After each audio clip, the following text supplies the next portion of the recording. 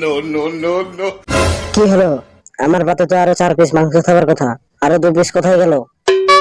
কথাটা কানে যাচ্ছে না? বাকি 4 পিস মাংস আমি খেয়ে নিয়েছি। আচ্ছা, আমারই ভুল, আমার অনেক আগে সবজি ভাত খাওয়া উচিত ছিল। ও যখন নিজের টাকায় মাংস কিনবে তখন বুঝবে শালা কত ধানে কত চাল। রাত্রি বেলা আমার ঘুম হয় না কেন জানো? ভয়ে।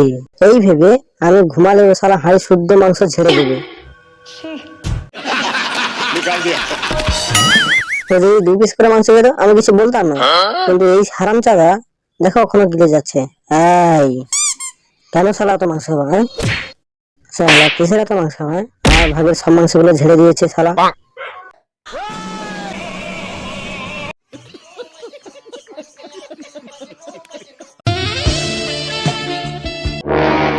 আজকে তো দাদা মাংস কিনে আনেনি, এত মাংস কোথায় থেকে দিল? আমাদের বাগানে একটা পাঁঠা ঢুকেছিল, ওটাকেই মেপে দিয়ে চেপে দিয়েছি। ও শিট। তা 2-3 কেজি তো পাবো নাকি? তোর দাদা যদি এসে দেখে ও কম হয়েছে, তোমার খাসি মাংস দিবি বর্দি, আমাকে না খাসি মাংস দিয়ে খেলে পাতলা পায়খানা হবে।